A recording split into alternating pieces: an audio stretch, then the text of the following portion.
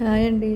చేపలు టమాటీ ఇగురు కూర ఒకసారి ఇలా ట్రై చేయండి. ముక్కలు అలా కట్ చేసుకున్న తర్వాత ఆ మధ్యలో రెడ్గా ఉంటుంది, అది కూడా శుభ్రంగా క్లీన్ చేసుకోవాలి. కొంచెం సాల్ట్ వేసుకోవాలి, కొంచెం కారం, పసుపు కొంచెం వేసుకోవాలి. ముక్కలకి బాగా పట్టించాలి కలిసేలాగా. ఉప్పు కారం పసుపు అంతా కలిపి నీట్గా ఒక 5 నిమిషాలు పక్కన పెట్టుకోవాలి మూత పెట్టి. తర్వాత ఆయిల్ పోసుకోవాలి.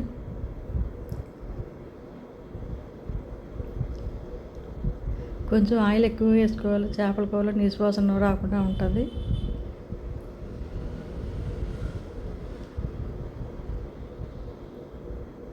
ఆయిల్ వీటెక్కిన తర్వాత చేప ముక్కలు ఇలా ఫ్రై చేసుకుంటే ముక్క గట్టిగా ఉండి చికెన్ కూరలా ఉంటుంది.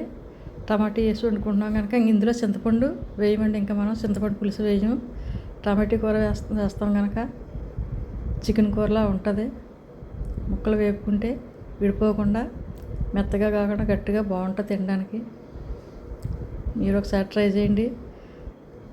చాలామంది వేపకుండా పులుసులో వేస్తుంటారు ముక్క, ఇది వేరే వెరైటీ కూర. అలా ముక్క తిప్పుకోవాలి ఒక పక్క నుంచి వేగిన తర్వాత.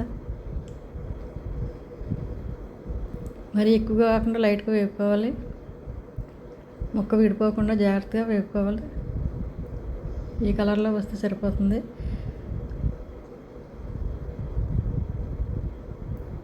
ఈ పొట్ట ముక్కలు ఈ ముందు స్కిన్ పక్కన వేపుకోవాలి. ఇటువైపున వేపుకుంటే మళ్ళీ అంటికిపోతూ ఉంటాయి. చూడండి, ఫస్ట్ అలా తిప్పుకుంటూ ఉండాలి. మెత్తగా ఉంటుంది కనుక జాగ్రత్తగా తిప్పుకోవాలి. కింద వేస్ట్ అంతా తీసేయాలి, లేకపోతే మళ్ళీ కూర అంతా మాడిపోద్ది. ఇప్పుడు ఉల్లిపాయ ముక్కలు సన్నగా తరిగి ఫ్రై చేసుకోవాలి. ఆయిల్ కొంచెం ఎక్కువ వేసుకోవాలి.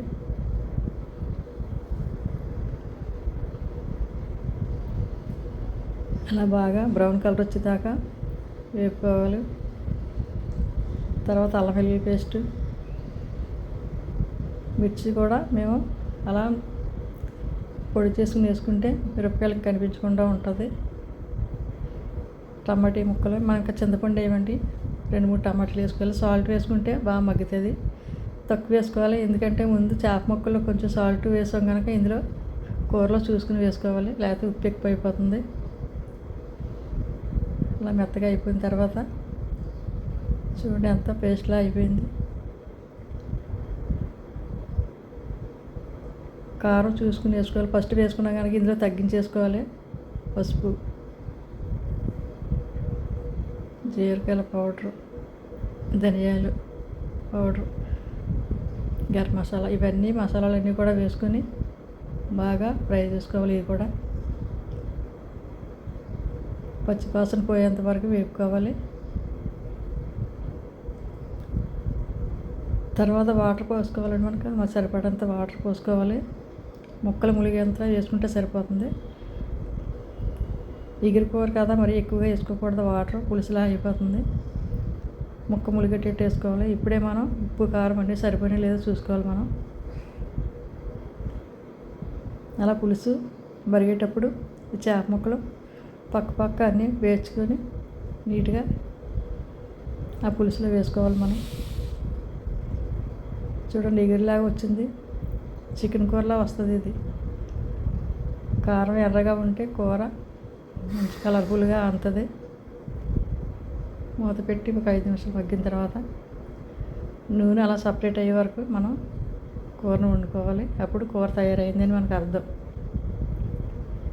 గట్టితో తిప్పకూడదు, ఇలాగా తిప్పాలి, అంతేగాని గట్టి పెట్టకూడదు. లాస్ట్ని కొత్తిమీర వేసుకుని దించేసుకుని టేస్టీ కూర.